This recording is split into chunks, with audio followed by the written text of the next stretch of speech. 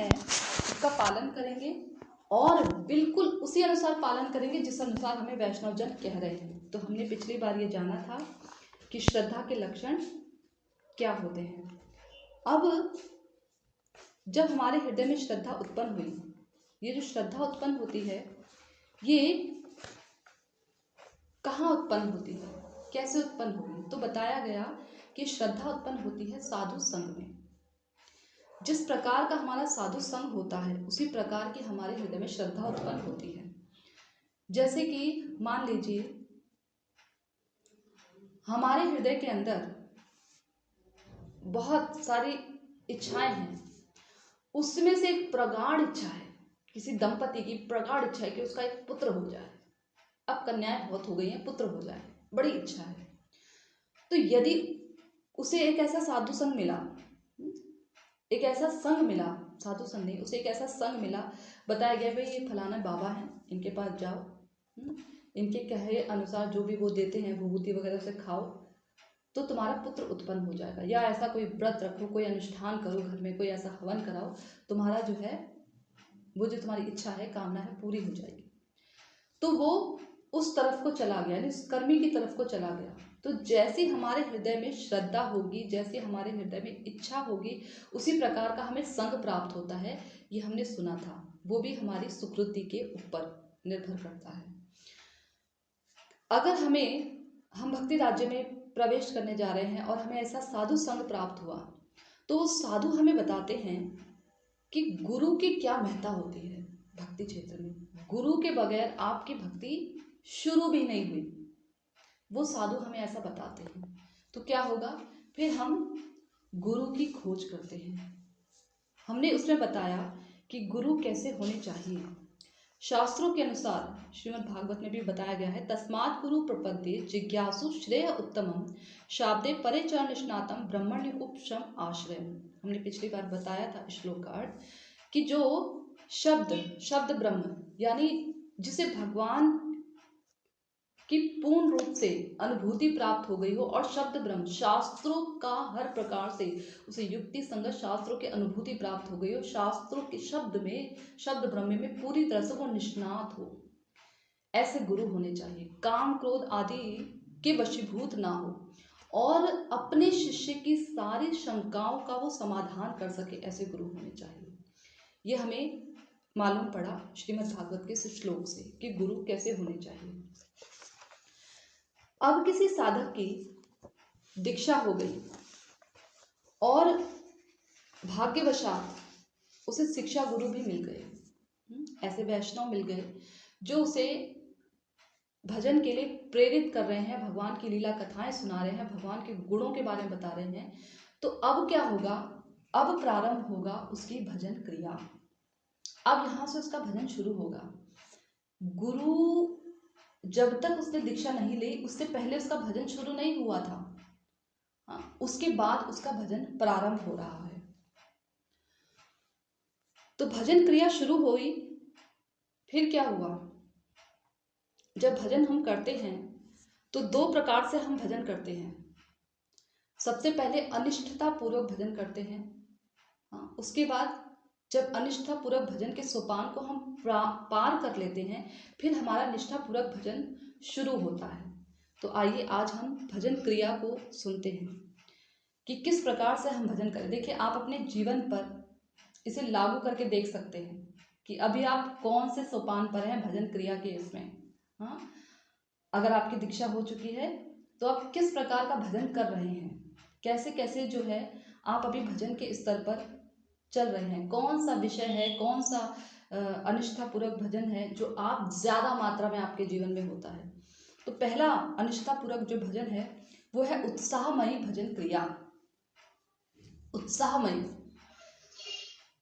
जब कोई नवीन साधक भजन में बिल्कुल भक्ति में जुड़ा ही होता है, बिल्कुल स्टार्टिंग पॉइंट बिल्कुल जुड़ा होता है, तो क्या होता है, बड़े उत्साह के साथ भजन करता है। मंदिर में जितने वैष्णव दिखे सबको जी प्रणाम, हरे कृष्णा, सब। हाँ, बिल्कुल किसी ने ये कह दिया कि भाई 1,00,000 हरिनाम तो करना ही है। महाप्रभु के ये आदेश है कि बिना जो 1,00,000 हरिनाम नहीं करता उसके घर में वो प्रसाद ग्रहण नहीं करते हैं। लो जी, कल से ही अब शुरू कर दिया 1,00,000 हरिनाम करना। बैठ गए माला पकड़कर और 1,00,000 हरिनाम करने लगे। मंदिर में सुबह मंगला आरती जा रहे हैं रोज, आंधी हो, तूफान हो, बरसात हो, कुछ भी हो, जाना है तो जाना है। ये उनकी स्टेज है जो नवीन साधक है, जो जुड़े हैं अभी भक्त। इतना उत्साह होता है, इतना उत्साह होता है कि अगर कोई ये कह दे ना कि 108 परिक्रमा करनी है मंदिर की, तो वो भी कर डालें।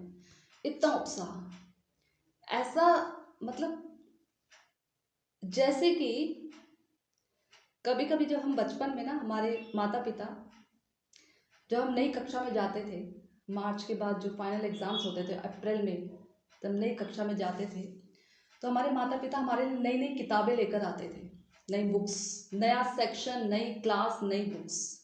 तो नई बुक्स को देखकर ना हम फटाफट, जैसे घर में नई बुक्स आती थी उसको एक कोने में लेकर बैठ जाते थे। सारी बुक्स, जितने सब्जेक्ट होते थे सबको देख लेते थे एक ही बार में, एक ही नज़र में। सब ये सारी जितनी कहानियों वाली किताब होती है सबको एक बार में ये पढ़ लिया धड़ाधड़ सब। और लगता था बस इस क्लास में, इस स्टैंडर्ड में हमने तो ऐसी पढ़ाई करनी है, ऐसी पढ़ाई करनी है कि हम ही फर्स्ट आएंगे और कोई आएगा ही नहीं। ऐसा उत्साह होता था नवीन नवीन किताबों को देखकर। ठीक ऐसा ही उत्साह जब हम भक्ति राज्य में जुड़ते हैं ना शुरू शुरू में, तो ऐसा उत्साह होता है। धीरे धीरे यही उत्साह जब कुछ साल बीत जाते हैं, 1 साल निकला, 2 साल निकला, 10 साल निकले, 15 साल निकले, 20 साल निकले, तो ये उत्साह कम हो जाता है। उत्साह कम होने का कारण दुह संग भी होता है, कुछ ऐसा संग भी मिल जाता है, या ऐसा भक्ति में ज्ञान भी आ जाता है कि बस भक्ति मध्यम पड़ जाती है। अब वो उत्साह धीरे धीरे कम होने लगता है। अब उस प्रकार से धाम जाने की इच्छा नहीं रहती कि पहले बस चाहे जैसा भी हो, सर्दी बरसात जो भी हो रही हो, बस जाना है तो बस पहले ट्रेन ये निकली धाम को और उसमें बैठकर चल दिए, खड़े खड़े भी चल देंगे, खड़े खड़े का रास्ता भी तय करके चले जाएंगे। ऐसा उत्साह धीरे धीरे जैसे जैसे समय बीतता चला जाता है, ये उत्साह हमारे अंदर कम हो जाता है। अब सब वैष्णव को देखकर गर्दन नहीं झुका करती, हाँ, अब सोच समझकर, थोड़ा ज्ञान भी हो गया, जान पहचान भी हो गई, सोच समझकर अब सब कुछ बुद्धिपूर्वक होता है। तो ये होता है पहली स्टेज अनिष्ठापूर्वक भजन की, जिसमें उत्साह बहुत होता है। शुरू में बहुत उत्साह होता है, धीरे धीरे वो उत्साह मंद पड़ जाता है, कम हो जाता है। दूसरी स्टेज होती है उत्साहमय भजन क्रिया के बाद घन तरला। घन तरला नाम से ही समझ में आ रहा है, कभी भजन घन हो गया, घनत्व तो बहुत गाढ़ हो गया, और कभी भजन तरल, जैसे पानी होता है ना तरल अवस्था में, पानी को ऐसे डाला तो झट गिर जाता है, और वहीं गाढ़ा गाढ़ा दही, बहुत गाढ़ी दही, हाँ, या कोई गाढ़ा ऐसा पदार्थ उसको डालो तो वो झट नहीं गिरेगा, उसको कुछ समय लगता है नीचे गिरने में, कुछ समय लगेगा। ऐसे ही ये स्टेज है घन तरला। घन तरल दो शब्दों को मिलकर बना है घन तरला, यानी कि कभी तो भजन इतना गाढ़ हो जाता है, इतना प्रगाढ़ हो जाता है, इतना रस आने लगता है। आपने देखा होगा कई साधकों को, भगवान का विग्रह होता है ना सामने से, आधा घंटा पौना घंटा ऐसे खड़े रहेंगे, ऐसे देखते रहेंगे, मुस्कुराते रहेंगे। कभी तो ऐसा होता है, और कभी झट जी लोग प्रणाम किया, चल दिए बस, अभी हमारा ट्रेन छूट रहा है, अभी जाना है, अभी किसी ने आवाज़ लगा दी, चल दिए।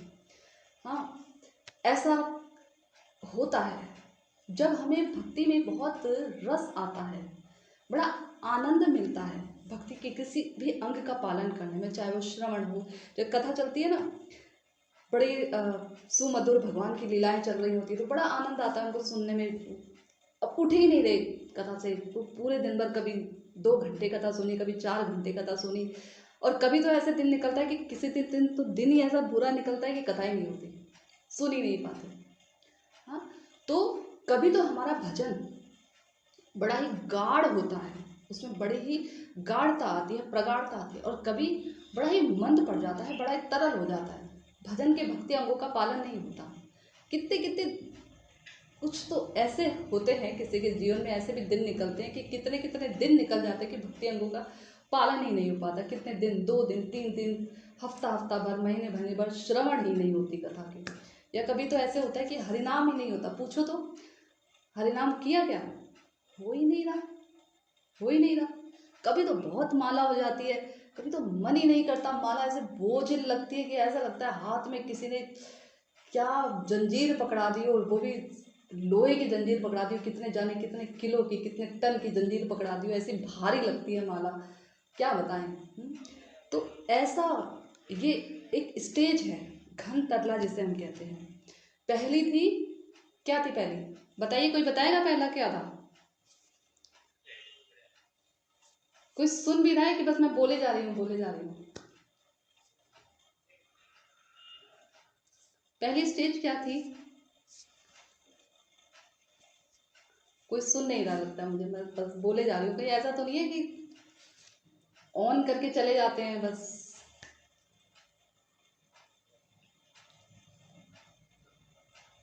किसी को पता है पहली स्टेज क्या थी? मैं ही बता देती हूँ, कोई बता ही नहीं। हाँ, उत्साहमय भजन क्रिया। बोर तो नहीं हो रहे आप लोग? भक्ति एक ऐसा चीज है ना, भक्ति, भगवान की कथाएं एक ऐसी चीज है। अभी अगर हमें कोई हमारे किसी ऐसे व्यक्ति के बारे में जिसके प्रति हमें बड़ी ईर्ष्या हो, उसके बारे में सुनाना शुरू कर देना, उसके लिए थोड़ी 2-4 उसकी नेगेटिव बातें, तो हमारे एक कान ही रूप गोस्वामी पाद कहते हैं, अहो आपका जो नाम है ना, उसे वो इतना रस युक्त है, प्रभु इतना रस युक्त है कि इससे सुनने के लिए मेरे करोड़ करोड़ कान हो जाएं। और जब हम किसी उस व्यक्ति की जिससे हमें बड़ी ईर्ष्या होती है उसकी निंदा कोई कर दे, तो हम कहते हैं अहो हमारे करोड़ करोड़ कान हो जाए इसकी निंदा सुनने के लिए। तो जब हरि कथा होती है ना, तो ये जो 2 कान दिए ना, ये भी, इसमें भी छेद जो है ना, गहरे छेद, ये भी बंद हो जाते हैं हरि कथा के समय। ऐसा हमारे साथ भी होता है, ऐसा होता है। क्या करें, अनर्थों से भरे हैं ना हम, अनर्थ युक्त प्राणी हैं, पर क्या करें, फिर भी करेंगे, फिर भी करेंगे। क्या करेंगे, भजन करेंगे, फिर भी करेंगे, कुछ भी हो जाए भजन नहीं छोड़ेंगे बस। चाहे संपूर्ण अनर्थों से हम भरे पड़े हैं, एक एक अनर्थ छक्के भरा है। जैसे भगवान के अंदर गुणों का भंडार है ना, उनकी कोई गुणों की आर पार नहीं है, ऐसे हमारे अवगुणों का कोई आर पार नहीं है, कोई और छोर नहीं है। जब मैं पहली बार गई थी ना जगन्नाथपुरी, फर्स्ट टाइम, तो जब मैं समुद्र को देख रही थी, जब मैंने पहली बार समुद्र देखा था, तो मैं समुद्र को देख कर, उसकी लहरों को देख कर ये सोच रही थी कि कितनी इसकी लहरें बार बार आ रही हैं, जा रही हैं, और इस समुद्र का कोई और छोर ही नहीं दिख रहा मुझे, सामने कुछ दिख ही नहीं रहा कि समुद्र के पार भी कुछ है। यहाँ देखो वहाँ पानी, यहाँ देखो वहाँ पानी, सामने देखो पानी पानी पानी पानी, सब जगह। तो मैं सोच रही थी जिस प्रकार इस समुद्र का कोई और छोर नहीं दिख रहा ना मुझे, ऐसे ही मेरे अवगुणों का कोई और छोर नहीं है प्रभु। लेकिन फिर भी हम भजन करेंगे। जैसे आप चाहते तो हैं कि हम आपके धाम आएं, आपकी सेवा करें, आपका भजन करें। हमने भी जिद पकड़ रखी है अपने पूर्व पूर्व अनर्थों और अपराधों के कारण कि हम आपका भजन नहीं करेंगे, पर तो भी एक अंदर से एक जिद जरूर है कि नहीं, भजन तो करेंगे, चाहे कुछ भी हो जाए, भक्ति करना नहीं छोड़ेंगे। और कैसी भक्ति करेंगे? वैसी भक्ति करेंगे जैसे हमें हमारे शास्त्र और हमारे आचार्यगण हमें बताते हैं। हो चाहे ना हो, हमसे हो चाहे ना हो, लेकिन प्रयास करेंगे। चाहे 100 बार गिरें, 100 बार गिरें। एक वो गाना था ना कोई, 100 बार जन्म लेंगे हाँ हम तेरे लिए, ऐसे समथिंग। 100 बार गिर भी जाएंगे ना अपने अनर्थों की वजह से, अपराधों की वजह से, फिर उठकर हम भजन करेंगे, चाहे कुछ भी हो जाए। तो ऐसे ही हरि कथा में हमारा मन नहीं लगता है ना, हमें कुछ नहीं भी समझ आता है, तो भी हमें हरि कथा को सुनना चाहिए, क्योंकि इस हरि कथा, जैसे कि हम भगवान का दर्शन करते हैं ना, तो हम भगवान का दर्शन नहीं कर सकते इन आँखों से, कभी नहीं कर सकते, क्योंकि भगवान चिन्मय हैं और हमारी आँखें जो हैं जड़ हैं और वो जड़ देखने की आदि हैं, तो चिन्मय चीज़ नहीं देख सकती। अधोक्षज है ना भगवान, उन तक हमारे अक्षज, हमारी इंद्रियां नहीं पहुंच पाती।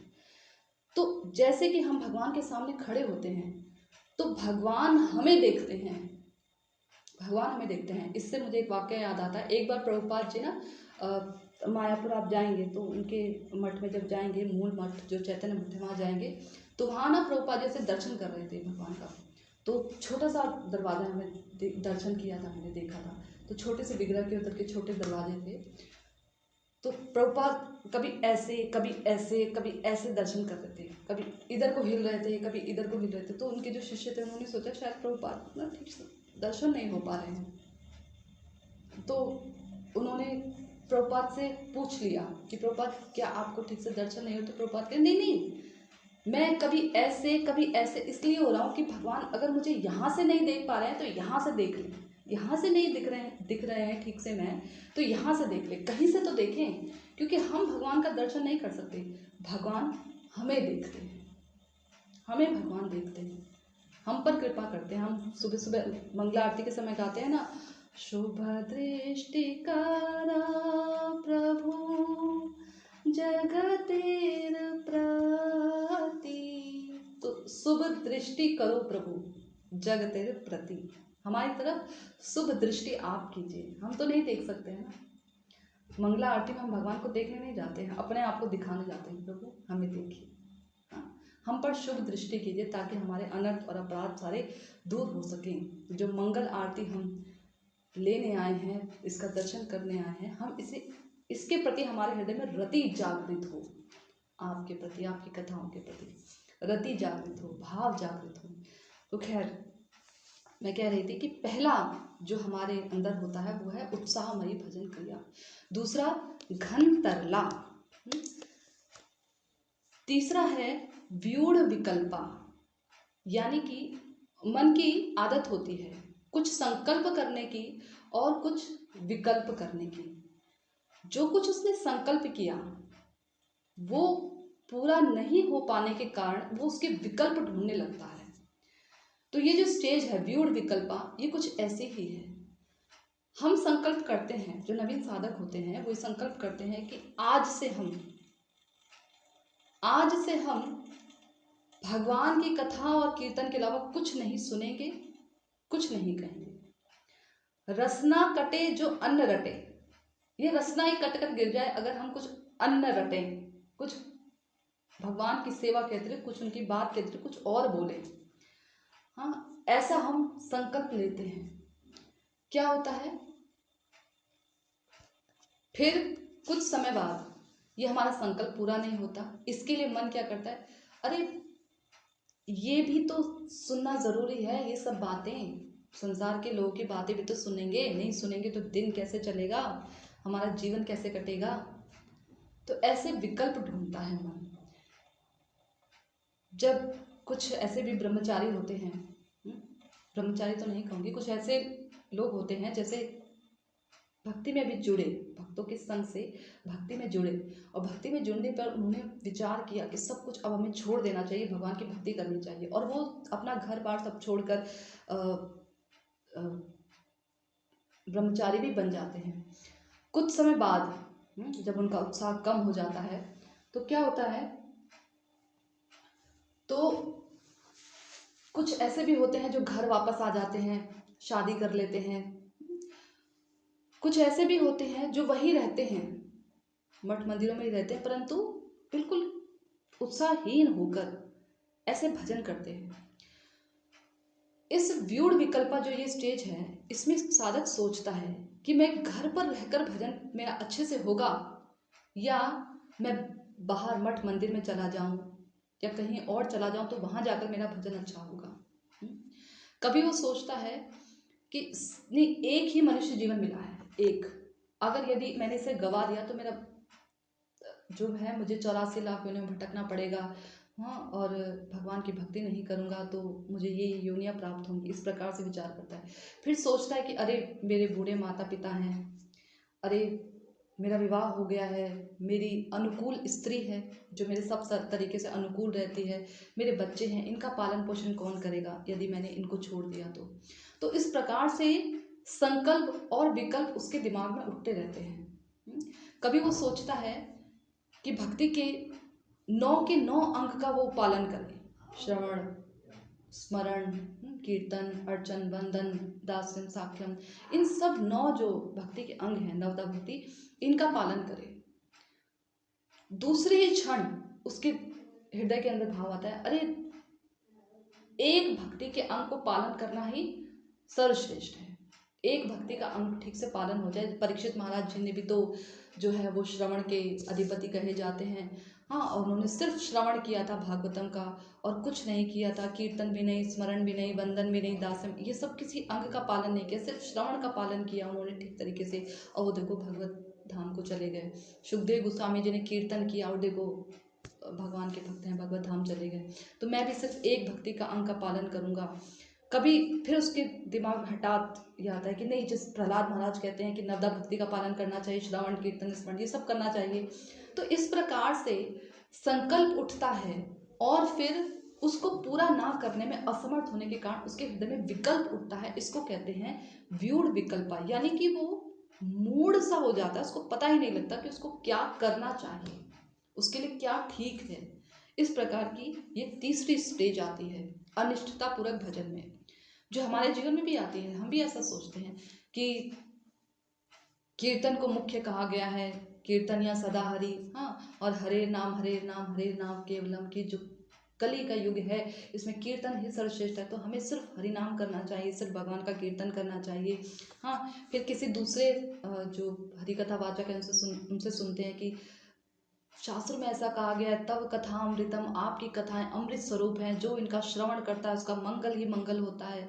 हाँ, भगवान का नाम श्रवण करने में इतना मंगल है कि सब प्रकार के अनर्थ दूर हो जाते हैं। तो कहते हैं नहीं, भगवान की कथाएं सुनना अधिक महत्वपूर्ण है।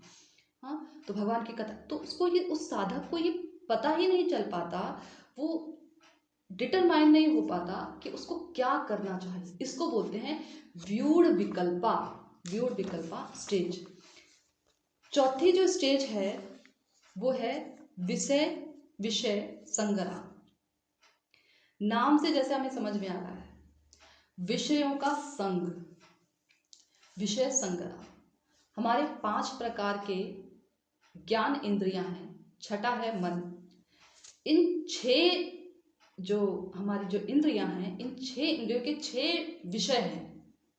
आँख का जो विषय है देखना, नाक का सूंघना, जीवा का स्वाद को चखना, कान का जो है सुनना और जीवा का स्वाद लेना, त्वचा, त्वचा रहेगी, त्वचा का जो है स्पर्श, और मन का चिंतन करना। ये 6 हमारी जो 5 ज्ञानेंद्रियां और जो एक मन है, इनके 6 विषय हैं, इन 6 के 6 विषय हैं। तो इन विषयों का संग प्राप्त करते हैं हम सब समय।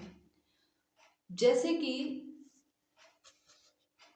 एक डॉक्टर है, डॉक्टर का जो मूल, कैसे पहचानेंगे कि एक डॉक्टर है, उसका जो एक ज्ञान है ना डॉक्टर का, चाहे डॉक्टर अपने यूनिफॉर्म में नहीं है, उसने डॉक्टर की यूनिफॉर्म नहीं पहनी है, लेकिन उसके पास जो डॉक्टर का ज्ञान है वो ये बताता है कि ये डॉक्टर है। हाँ, इसी प्रकार से मन और जो हमारी बाकी 5 इंद्रियां हैं, इनके जो विषय हैं, जैसे अग्नि को उसकी शक्ति से अलग नहीं कर सकते। अग्नि की शक्ति क्या है? तपन देना, ताप देना और दाह, जलाना। ये अग्नि का विषय है। ऐसे ही सूर्य, सूर्य जो है, सूर्य का रोशनी और ताप दोनों है, ताप मुख्य है, तो उससे उसे अलग नहीं किया जा। इसी प्रकार से हमारे जो 5 ज्ञान इंद्रियां हैं और जो हमारा छठा मन है, इन 6 के 6 चीजों को उनके विषय से अलग नहीं कर सकते, बिल्कुल अलग नहीं कर सकते। हम मन को हम बिल्कुल अलग नहीं कर सकते कि सोचना छोड़ दे। मन कभी सोचना छोड़ नहीं सकता, कभी नहीं सोचना छोड़ सकता। इसलिए जो ज्ञानी लोग होते हैं ना, वो इन सब वैराग्य का रूप धारण करके, शुष्क वैराग्य, हाँ, ऐसा रूप धारण करके इन सब चीज़ों से बिल्कुल अलग हो जाते हैं, मौन हो जाते हैं बिल्कुल। अब हम कुछ नहीं बोलेंगे, बिल्कुल चुप रहेंगे, कुछ बात नहीं हम करेंगे, कुछ नहीं सुनेंगे हम, बिल्कुल कानों में रुई ठूस लेते हैं, बिल्कुल कुछ नहीं। हाँ, और चिंतन नहीं करेंगे हम। तो करेंगे क्या? कर्म भूमि है, मनुष्य कर्म योगी कहा जाता है। वो कर्म किए बिना एक क्षण के लिए भी नहीं रह सकता। हम कर्म नहीं कर रहे हैं तो भी हम कर्म कर रहे हैं। जैसे मैं यहाँ बैठी हूँ, कुछ नहीं कर रही तो भी मैं कर रही हूँ। क्या कर रही हूँ? बैठने का काम कर रही हूँ। बैठी हूँ ना, बैठने का काम कर रही हूँ। और मन जो एक क्षण के लिए भी सोचे बगैर नहीं रह सकता, चिंतन किए बगैर नहीं रह सकता, जितना बांधेंगे उतना ज्यादा तेजी गति से भागता है मन। ऐसी हालत है मन की। तो ये जो 6 विषय हैं, इनके संग के बिना हम रह नहीं सकते। तो जो भक्त होता है इन 6 के 6 विषयों को भगवान की सेवा में लगाता है। लेकिन जब हम अनिष्ठतापूर्वक भजन कर रहे हैं तो जो हमारे ये विषय हैं, ये विषय जैसे कि पानी की गति सदा सर्वदा नीचे की ओर बहती है, पानी का जो ढलान होता है वो नीचे की ओर होता है अपने आप ही स्वाभाविक रूप में। ऐसे ही हमारी इन इंद्रियों की गति, मन की गति नीचे की तरफ होती है, यानी कि ये हमेशा गलत दिशा की ओर ही जाते हैं। आंख हमेशा गलत वस्तु को ही देखती है, गलत वस्तु, उसका रूप उसी को देखती है। कान हमेशा गलत सुनने के लिए ही लालायित रहते हैं, अशुभ सुनने के लिए लालायित रहते हैं। ऐसे हमारी जितनी भी 5 इंद्रियां हैं, ज्ञान इंद्रियां और मन, ये सब गलत चीज चिंतन करेगा। जबरन आप भगवान का चिंतन कर लीजिए, 1 घंटा, 2 घंटा, 3 घंटा, 4 घंटा, जितना सक्षम हो सके उतना भगवान के विषय में आप चिंतन करके देख लीजिए। हठात बुद्धि हटी भगवान के चिंतन से, स्वाभाविक रूप में मन जो है अलग चला जाता है, संसार की तरफ चला जाता है। हठात स्वाभाविक रूप में जबरन चिंतन करने के लिए लगाते हैं भजन में हम, तो इसको कहते हैं अनिष्ठापूर्वक भजन। हाँ, विषयों का संग, यानी कि विषय हम बलात्, विषय हमें अपने अपने विषयों की तरफ खींच कर ले जाते हैं। इंद्रियां अपने अपने विषयों की तरफ बलात् जबरदस्ती खींच कर ले जाते हैं। इसे बोलते हैं विषय संग्रह। यानी कि कभी, जैसे कि मान लीजिए किसी ने संकल्प लिया कि आज से हम केवल भगवत अर्पित प्रसाद ही पाएंगे, और वो क्या करता है, भगवत अर्पित प्रसाद पाता है। 1 दिन, 2 दिन उसका नियम पालन होता है, तीसरे दिन उसका नियम पालन होता है, चौथा दिन जब उस विषय उसका सामने आता है, जीवा का विषय क्या है, स्वाद लेना, तो कुछ ऐसी चीज सामने आ गई जो उसे बड़ी पसंद है, या कहीं भंडारा ही हो गया, या कहीं उसको शादी पार्टी में ही जाना पड़ गया। शादी पार्टी में तो खैर वैष्णव जन नहीं जाया करते हैं, हाँ, कभी जाना भी पड़ गया, नहीं भी खाया, चलो कभी भंडारा हो गया मठ मंदिरों में ही, तो क्या करेगा, जितना उसने रोका था ना, 2 दिन, 3 दिन, 4 दिन बलात् जो रोक के रखा था, उसका डबल वो 5वें दिन उसकी पूर्ति कर लेगा। उसका डबल वो उसकी पूर्ति कर लेगा।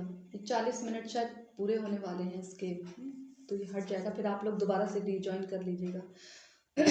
तो इस प्रकार से कभी तो विषय उसे जीत लेते हैं, कभी तो हम जीत लेंगे विषयों को, कभी विषय हमें जीत लेते हैं। इसे कहते हैं विषय संग्रह। विषय से युद्ध होना, बार बार संघर्ष होता रहता है अपने ही विषयों से। कभी तो हम बिल्कुल अपने जो हमने नियम कानून बनाए थे भक्ति को लेकर, जो नियम बनाए थे उनको कभी तो हम जीत लेंगे, हर्षित हो जाएगा हमारा मन, उत्साह हुआ ना हमें, उत्साहमय भजन क्रिया होती है ना हमारे साथ, तो हर्षित हो जाएगा विषय से जब हम जीत ले जाते हैं। और कभी क्या होता है, ये विषय हमें जीत ले जाते हैं, हम इनके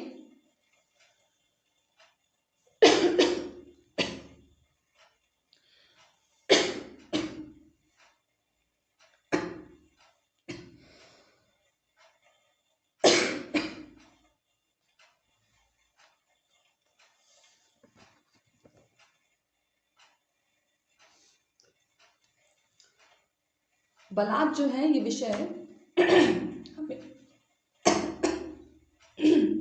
अनर्थ, गला भी कह रहा है अनर्थ है, हमारे भगवान की कथाएं बोलने ही नहीं देते। बलात् जो है ये विषय हमें खींच ले जाते हैं, ऐसा सब साधक के साथ होता है, किसी एक के साथ नहीं होता, सबके साथ होता है।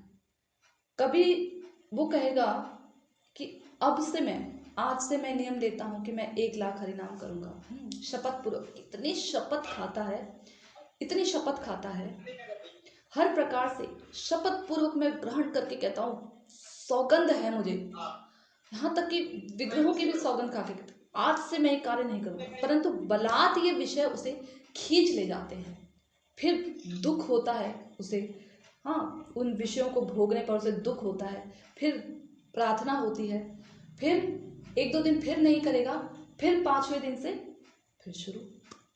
तो ये युद्ध चलता रहता है, कभी विषय जीत जाते हैं और कभी हम जीत जाते हैं, ये संघर्ष चलता रहता है। इसे कहते हैं विषय संग्राम। विषय संग्राम आखिरी और सबसे ज्यादा भयानक, सबसे भयानक वो है तरंग रंगिणी।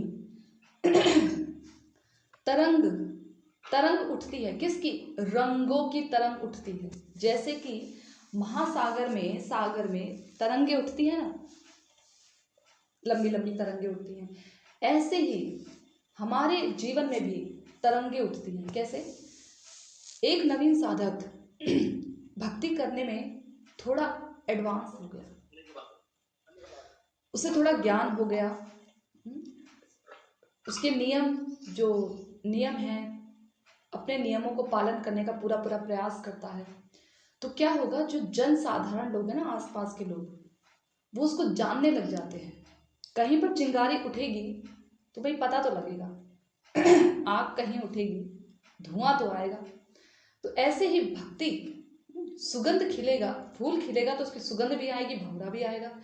भक्ति की जब सुगंध आती है तो उससे क्या होता है, उस सुगंध से क्या होता है, जन साधारण आसपास के जो लोग हैं उस सुगंध से, भक्ति की सुगंध से आकर्षित हो जाते हैं उसकी ओर, उस साधक की ओर आकर्षित हो जाते हैं।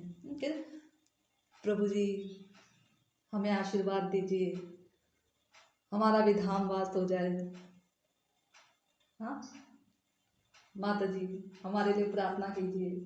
आपकी तो भगवान सुन ही लेते हैं, थोड़ी हमारी तरफ से भी प्रार्थना कर लीजिए। तो इस प्रकार से आकर्षित हो जाते हैं भक्ति की सुगंध से। और ये तो थोड़े नीचे लेवल के साधक हैं, जो ऐसे होते ना हाई क्लास के उन्नत, जिनको सिद्धि प्राप्त हो जाती है भजन करते करते। सिद्धि, जीवा जो बोलेगा सत्य बोलेगा, जो सोचेगा वो पूरा हो जाएगा, ऐसी सिद्धियां, अणिमा लगिमा और भी सिद्धियां होती हैं। हाँ, वाक सिद्धि प्राप्त हो जाती, ऐसी सिद्धियां प्राप्त, और लोगों को ये पता लग जाए कि इसके पास ये फलाना सिद्धि है, फिर तो पूछे मत, फिर तो उसका भजन ही चौपट हो जाएगा।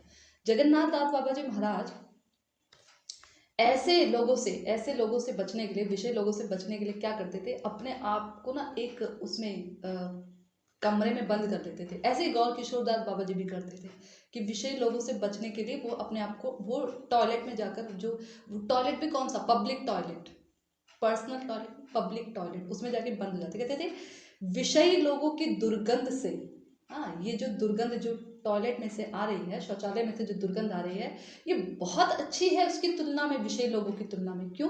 क्योंकि ये जो दुर्गंध है ये कुछ समय के लिए, मैं यहाँ से बाहर निकलूंगा तो ये दुर्गंध फिर मुझे नहीं आएगी, हाँ। लेकिन जो विषयी लोगों की दुर्गंध है ये ऐसी है कि जन्म जन्मांतर तक मेरे भजन को खराब कर देगी, मेरा भजन खराब कर देगी। जबकि वो एक, वो तो भगवान के परिकर हैं, भगवान की सेवा में भी, तो वो हमें शिक्षा देने के लिए ऐसा कह रहे हैं कि ऐसा विषय लोगों का ऐसा संग होता है, ऐसा विषय, नाम ही दिया गया ऐसे विषय, विष से परिपूर्ण ऐसे लोगों का संग। तो इस प्रकार से ये जो तरंगे उठती हैं, छोटी बड़ी, ये जो तरंगे उठती हैं ये हमारे भजन को खराब कर देती हैं। थोड़ा जब भजन करने के लिए साधक निकलता है, थोड़ा सा आगे, थोड़ा एडवांस हो जाता है, या किसी को पता लग गया कि ये जो प्रभु जी हैं, ये जो डिवोटी हैं, बड़े अच्छे भक्त हैं, बहुत अपने नियम, बड़े अच्छे साधक हैं, या गुरु की सेवा में सब समय तत्पर रहते हैं, बड़े अच्छे, वाणी सुनकर बड़ा अच्छा लगता है इनकी, अरे कितनी सुंदर कथा कहते हैं, वाह वाह वाह वाह कितनी सुंदर कथा है। तो क्या करेंगे, लो अब उनके घर ये ले लीजिए, वो ले लीजिए, हाँ ऐसी ऐसी वस्तुएं देंगे, बेचारे का भजन साधन ही चौपट हो जाता है। समय बिताएंगे 2-2 3-3 घंटे, प्रभु जी हमारी ये समस्या है, 2-2 3-3 घंटे फ़ोन पे लगे रहेंगे और बेचारे का भजन करने का जो समय था ना वही छीन लेते हैं, हाँ वही नष्ट कर देते हैं। तो ऐसी है ये तरंगे उठती हैं। और कैसे उठेंगे, ये तो खैर बाहरी जन साधारण की तरंगे हैं। उसके हृदय में कौन सी तरंग उठेगी, उस साधक के हृदय में भजन करते करते लाभ, पूजा और प्रतिष्ठा की, जिसे प्रभुपाद जी ने नाम दिया है कंचन कामिनी और प्रतिष्ठा। आज सुबह ही मैं पढ़ रही थी, कंचन कामिनी प्रतिष्ठा, कंचन कामिनी प्रतिष्ठा, कुछ ऐसा मैं पढ़ रही थी। बाघ बाघिन के समान है, ये बाघिन के समान है। बाघ, जैसे कि बाघिन जो होती है ना, बाघ वो क्या करता है, जो अपना शिकार होता है ना उसको गर्दन से बिल्कुल, और एक ही वार में उसकी गर्दन पर ऐसे वार करेगा एक ही बार में कि बिल्कुल उसको उसी समय सुला देगा अपने शिकार को, उसी समय मार देगा। और इतने दबे पांव आता है, गद्देदार पांव होते हैं ना उसके बाघ के, तो इतने दबे पांव आता है, इतने दबे पांव आता है कि पता ही नहीं चलता उसको जिसका वो शिकार करने जा रहा है। ऐसे ही भक्ति जब करते हैं तो इतने दबे पांव ये तरंगे उठती हैं हमारे जीवन में कि ये कंचन कामिनी और प्रतिष्ठा सुनने में बड़े छोटे छोटे शब्द लगते हैं। कंचन 3 शब्दों का शब्द है, कामिनी 3 शब्दों का शब्द, हाँ प्रतिष्ठा 2, 3 और एक आधा। तो इतने छोटे छोटे शब्दों का ये, लेकिन इनका जो वजन है, ऐसा इनका भार है कि हमारे आध्यात्मिक जीवन को समाप्त कर दे।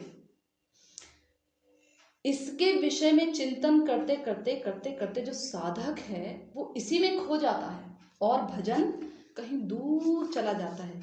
चैतन्य महाप्रभु कहते हैं ना, किंतु यदि लतार संज्ञोटे उपशाखा भुक्ति मुक्ति वांछा जत असंख्य तार लेखा निषिद्ध आचार कुटी नाटी जीव हिंसन लाभ पूजा प्रतिष्ठादि जत उपशाखागण। ये उपशाखाएं भक्ति के साथ साथ उठती हैं, भक्ति के साथ। भक्ति की जो लता है ना, हमने शुरू में सुना था ना कि भक्ति लता बीज प्रदान करते हैं हमें, तो जब ये बीज अंकुरित होता है तो लता बन जाती है। लता बढ़ रही है, अब धीरे धीरे धीरे धीरे बढ़ रही है, तो क्या करती है, लता तो बहुत कमजोर होती है, पेड़ नहीं कहा, ये नहीं कहा कि गुरु जो होते हैं उनकी कृपा से हमें जो बीज मिलता है वो उससे पेड़ बनेगा, वो पेड़ पहुंचेगा वृंदावन धाम, ऐसा नहीं बोला। बोला लता, भक्ति लता का बीज है, लता का बीज है, भक्ति पेड़ का बीज नहीं बोला, भक्ति वृक्ष का बीज नहीं बोला, बोला भक्ति लता। लता क्योंकि बहुत कोमल होती है, सुकोमल होती है लता, और इसको सब समय सुरक्षा की आवश्यकता पड़ती है, सब समय इसको सहारे की आवश्यकता पड़ती है। इस लता को जहां सहारा छोड़ दिया लता अपने आप नीचे गिर जाती है। ऐसे ही जो हमारी भक्ति लता है उसको भी सब समय इसको आवश्यकता पड़ेगी कि ये इसको सहारा चाहिए, इसको ऊपर तक पहुंचने के लिए सब समय। और इसको सुरक्षा की आवश्यकता रहे, कहीं इसके पत्ते कोई जानवर ना खाए, कहीं कोई इसको तोड़ मरोड़ ना दे, कोई इसको जड़ से ना उखाड़ दे। पेड़ तो नहीं उखड़ सकता ना, पेड़ को हाथों से नहीं उखाड़ा जा सकता, क्या है, लता इतनी कोमल होती है कि कोई बच्चा भी उखाड़ दे, तो इतनी कोमल होती है। तो बोला जब ये लता बढ़ती जाती है ना तो इसके साथ इसकी जैसी, बिल्कुल इसकी जैसी, कोई डिफरेंस नहीं है। जब यहाँ पर ना, हमारे यहाँ पर जौ की खेती होती है, जौ की, और उसकी गेहूं की खेती होती है, तो जब ये खेती होती है ना तो इसकी जब खेती होती है जौ की, तो इसके साथ साथ ना घास भी उगती है। मैं देखती हूँ, जब मैं पहले अपने बच्चे को स्कूल छोड़ने जाती थी तो मैं देखती थी उसके साथ साथ ना घास भी उगता था, और वो घास बिल्कुल उसके जैसा लगता था, पता ही नहीं लगता था, दोनों में अंतर पता नहीं लगता था। तो जो ये उपशाखा है ना, जो उपशाखा है भक्ति लता के साथ, जो उपशाखा उगती है बिल्कुल भक्ति जैसी लगती है, भक्ति होती नहीं है। इसीलिए बोला लाभ पूजा प्रतिष्ठाती जत उपशाखा गण सेक जल पाया उपशाखा वाड़ी आए, यानी कि जब इसको जल मिलता है, कौन सा जल, श्रवण कीर्तन स्मरण हम कर रहे हैं, हम भक्ति कर रहे हैं, भक्ति करते करते हमारे हृदय में प्रतिष्ठा पाने की इच्छा हो जाती है। कोई भी देख लीजिए, कोई कथावाचक है, ठीक है, वो कथा कर रहा है, किसी एक व्यक्ति ने भी अगर ये कह दिया ना आप कथा ना अच्छी नहीं करते, दिमाग खराब हो जाता है जब आप कथा करते हो, कुछ समझ ही नहीं आता आप कथा क्या करते हो। ऐसा हो ही नहीं सकता कि उस कथावाचक का मन खराब ना हो। कोई हरिनाम कर रहा है, आप जो हरिनाम कर रहे हैं ना, दूसरे को दिखाने के लिए कर रहे हैं।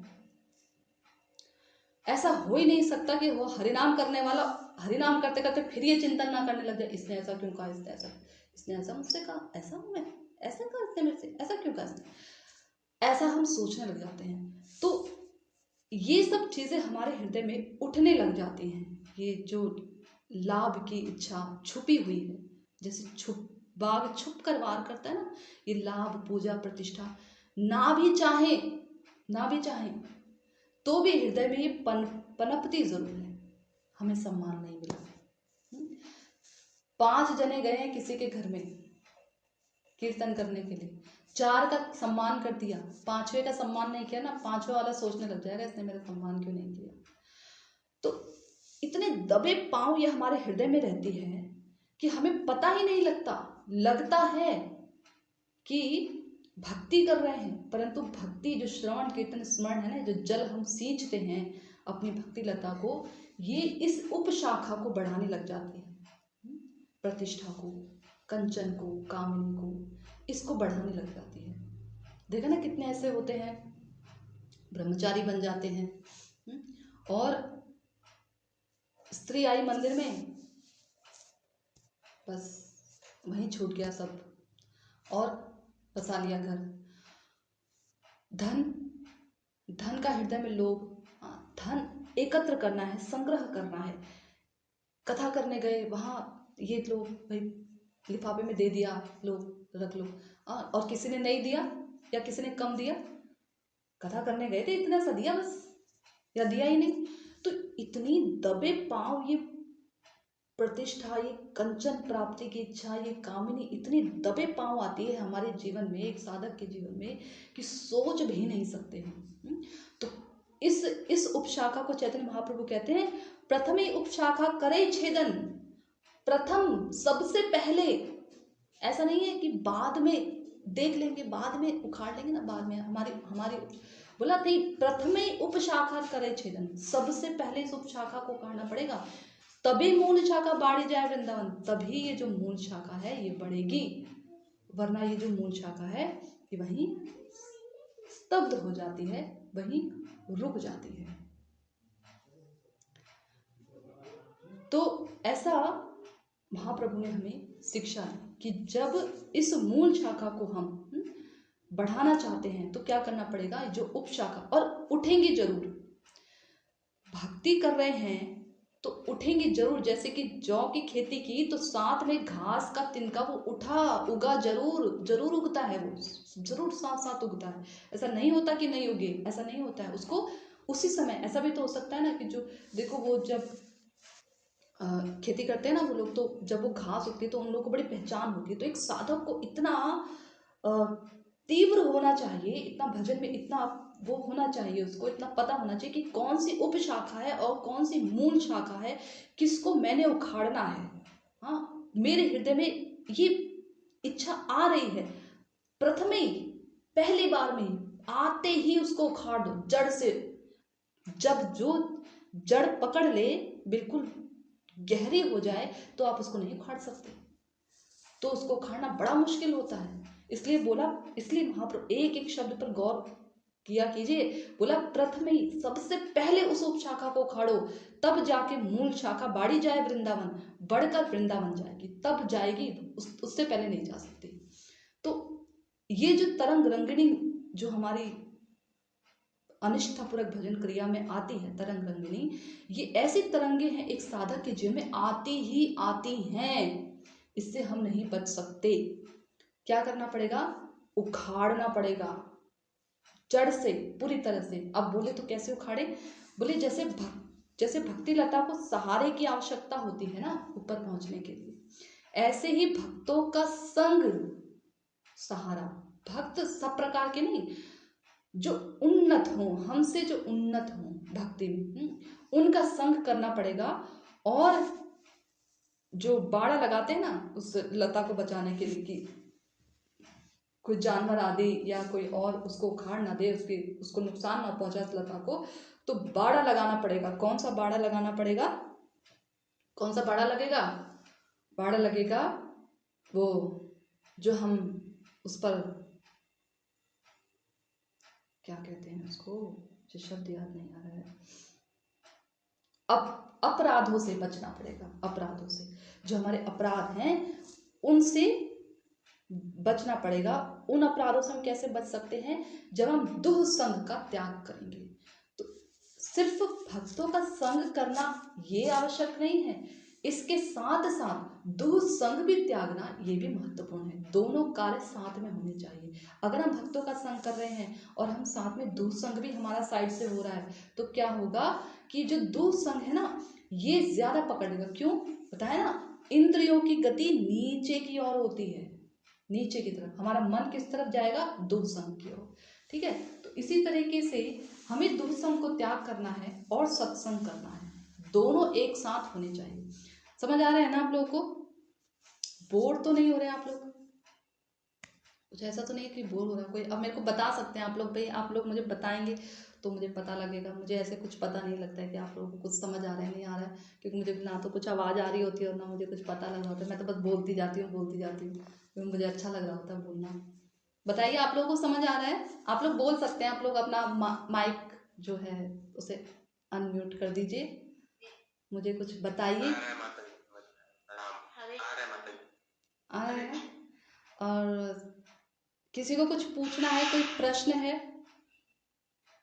अपना नाम भी बताइएगा। मुझे ना कुछ पता नहीं लगता, मैं बस बैठ गई हूँ आगे से और मैं बस बोल रही हूँ। मुझे कुछ पता नहीं लगता है, इससे मुझे कुछ नहीं मालूम है इसको कैसे इसको यूज़ करते हैं, क्योंकि मैं इतना यूज़ नहीं करती हूँ उन सब चीज़ों को।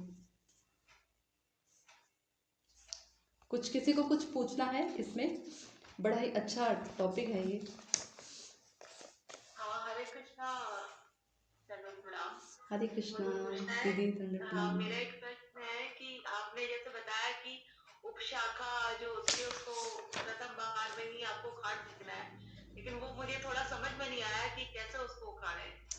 हाँ, जो हमारी उप शाखा है ये हमारे अपने प्रयास से नहीं उखड़ती, क्योंकि हम तो अभी नवीन साधक है ना, हमें तो मालूम ही नहीं कि उप शाखा कौन सी है और मूल शाखा कौन सी है। हो सकता है हम उप शाखा की जगह मूल शाखा को ही उखाड़ कर बाहर कर दें, ऐसा भी हो सकता है ना। मूल शाखा यानी कि हमारे हृदय में जो वासना है भगवान की सेवा करने की वृत्ति, हो सकता है कि हमारे हृदय में जो इच्छाएं हैं, हमारी हर साधक के हृदय में इच्छा होती है। हम अभी बद्ध जीवात्माएं हैं, तो हमारे हृदय में बद्ध ही इच्छाएं उठती हैं। तो इन इच्छाओं के कारण हो सकता है हमारी मूल शाखा वहीं स्तब्ध हो जाए और जो उप शाखा है वो बढ़ने लग जाए। यानी हम श्रवण कीर्तन तो कर रहे हैं, लेकिन जैसे मान लीजिए हमारे हृदय में कोई इच्छा है, मेरे हृदय में इच्छा है कि मैं एक अच्छी नौकरी प्राप्त करूं, बहुत बढ़िया, जिससे मुझे अच्छी धन प्राप्त हो, पद प्रतिष्ठा प्राप्त हो, ऐसी मुझे एक नौकरी मिले।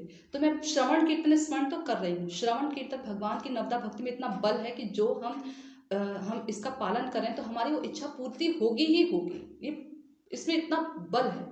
तो जब हम श्रवण कीर्तन स्मरण उस उप शाखा में डाल रहे हैं, उप शाखा मेरे हृदय में इच्छा उठी कि मुझे एक अच्छी पोस्ट मिले, मुझे एक अच्छी नौकरी मिले। अब मैं श्रवण कीर्तन कर रही हूँ तो क्या होगा, उस श्रवण कीर्तन से मेरी वो इच्छा की पूर्ति हो जाएगी। मेरी इच्छा की पूर्ति होगी तो मैं भजन से, भक्ति से दूर हो जाऊंगी, है ना। मेरे हृदय से वो जो भगवान को प्रसन्न करने की एकांतिक रूप में जो इच्छा थी वो कहीं छुप जाएगी, कहीं लुप्त हो जाएगी। अब वो कब उठेगी? वो फिर से तब मेरे सामने उत्पन्न होगी जब मुझे भक्तों का संग प्राप्त होगा। ऐसे ऐसे भक्तों का जो एकांतिक भक्त होंगे, जब उनका संग प्राप्त होगा तब मेरे हृदय में दोबारा से वो उत्पन्न होगी इच्छा। तो क्या होगा कि जब हम ऐसे भक्तों का संग करते हैं तो हमें पता लगता है कि उप शाखा कौन सी है और मूल शाखा कौन सी है। यानी कि हमें सदा सर्वदा अपने उस लक्ष्य की तरफ बढ़ना है, यानी हमें भगवत भक्ति ही करनी है, भगवान की ही प्रसन्नता के लिए हमें जीना है, रहना है।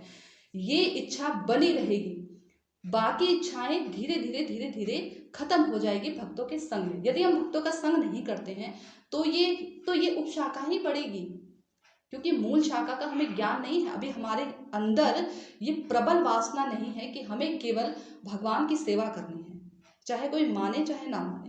हमारे हृदय के अंदर अभी ये प्रबल इच्छा नहीं है।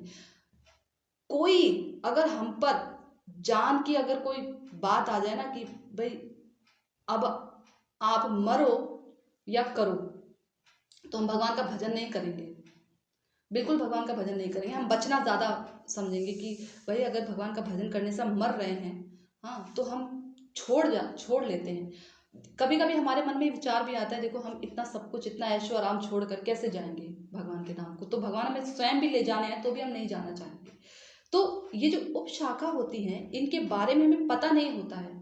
तो जब हम भक्तों का संग करेंगे तब हम इन उपशाखा को उखाड़ फेंकने में सक्षम होंगे। वो उखाड़ते हैं अपने एक भागवत में बड़ा सुंदर श्लोक है कि जो महत गण होते हैं, जो भागवत जन होते हैं, उनकी जो वाणी होती है वो इतनी कटार की तरह इतनी तीव्र होती है, तलवार की तरह इतनी तीखी होती है, पैनी होती है कि वो सारे हमारे जितने अनर्थ होते हैं उनको जड़ से काटते हैं, जड़ से। तो उनके वचनों के द्वारा, उनके आचरण के द्वारा हमारी उपशाखा कटती है। आपको समझ में आया? हाँ अच्छा, हाँ, समझ में आया थोड़ा थोड़ा। हाँ। और और कुछ, जब ये हमारी जो जितने भी हमने अभी अनिष्ठापूर्वक भजन क्रिया की चर्चा की, ये जब हमारी अनिष्ठापूर्वक भजन क्रिया समाप्त हो जाती है, ये कब समाप्त होती है? जब हमारे हृदय से अनर्थ, 4 प्रकार के मुख्य मुख्य अनर्थ होते हैं, उनके बारे में हम अगली बार चर्चा करेंगे। दुष्कृति यानी जो हमारे दुष्कर्म है उनसे उत्पन्न जो अनर्थ हो जाते हैं। सुकृति, सुकृति के द्वारा जो उत्पन्न अनर्थ होते हैं, सुकृत उत अनर्थ। हमारे जो अपराध होते हैं, जो 4 प्रकार के अपराध हमने सुने ही होंगे, वैष्णव अपराध, सेवा अपराध, नाम अपराध, धाम अपराध। और जो है चौथा जो है भक्ति के द्वारा जो उत्पन्न अनर्थ होता है, यूँ कह सकते हैं कि भक्ति से भी उत्पन्न अनर्थ होते हैं। हाँ, भक्ति से भी हमारे अनर्थ उत्पन्न होते हैं, भक्ति के कारण भी। तो जो 4 प्रकार के मुख्य मुख्य अनर्थ हैं, जब ये समाप्त होते हैं पूरी तरह से और अपराध समाप्त हो जाते हैं हमारे, तो हम निष्ठापूर्वक भजन करते हैं। अभी तो बड़ी दूर नगरी, कृष्ण तुम्हारी नगरी अभी बड़ी दूर है, क्योंकि अभी हमारा अनिष्ठापूर्वक भजन चल रहा है। अभी विषयों से संघर्ष हो रहा है, हम सब समय संघर्ष करते रहते हैं विषयों से, तरंगों में फंस जाते हैं। कभी कोई विषय हमें खींच लेता है, कभी कोई खींच लेता है। तो अभी कोई हमारी थोड़ी सी तारीफ कर देता है, कोई हमारी बड़े हमसे मीठे वचन बोल देता है, तो हमें बड़ी खुशी होती है। और अपने विषय में सुनना हमें विष जैसा लगता है, कोई हमारे बारे में कोई नेगेटिव बात कहता है तो अभी तो बहुत दूर है। परंतु भक्ति में 2 मुख्य चीज़ें बहुत ध्यान से रखनी पड़ती हैं, शुरू से लेकर अंत तक। ना हमारा दुसंग हो और ना हमसे कोई अपराध बने। ये 2 यदि हमसे नहीं होते हैं तो हमारी भक्ति सुचारू रूप से, साधु संग में सुचारू रूप से चलती रहती है, और फिर तो पता भी नहीं लगता कि कब हमारा रास्ता तय हो गया। अन्य किसी का कोई प्रश्न है?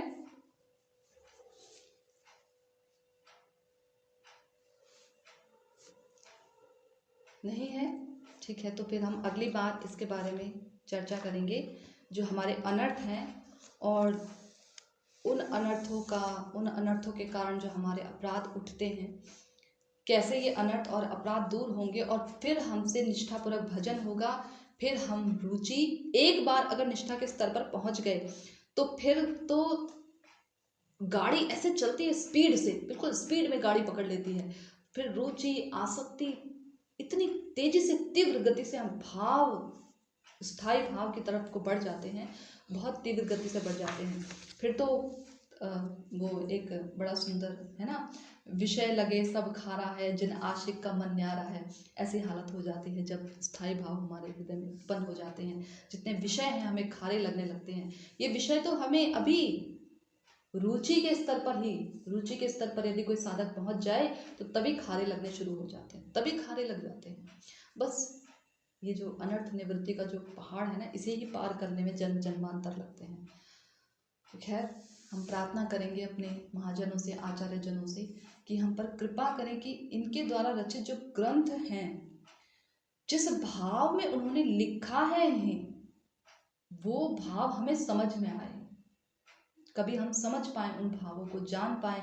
और केवल सुनने के लिए नहीं सुनना है, इस सुनने के बाद इसको आचरण करना बहुत ज़रूरी है, तभी हमारा चित्त का शोधन होगा, तभी चेतो दर्पण मार्जन होगा, तभी उसकी संभावना होगी कि हमारे चित्त का दर्पण का मार्जन हो रहा है। वरना सिर्फ सुनने के लिए सुनेंगे और सुन लिया, ज्ञान इकट्ठा कर लिया, तो फिर हमारे चित्त का मार्जन नहीं होगा। हाँ, दूसरों को हम सुना देंगे, बहुत बढ़िया तारीफें भी हो जाएंगी, ताली भी बज जाएंगी, बहुत बढ़िया नाम भी हो जाएगा, परंतु काम नहीं बनेगा, काम नहीं बनेगा हमारा।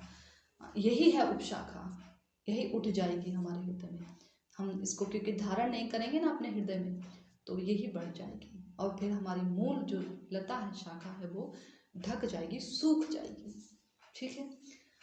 हरे कृष्णा। वांछा कल्पतरुभ्यश्च कृपा सिन्धुभ्य एव च पतितानां पावनेभ्यो वैष्णवेभ्यो नमो नमः। श्रीमद् गुरुदेव की जय।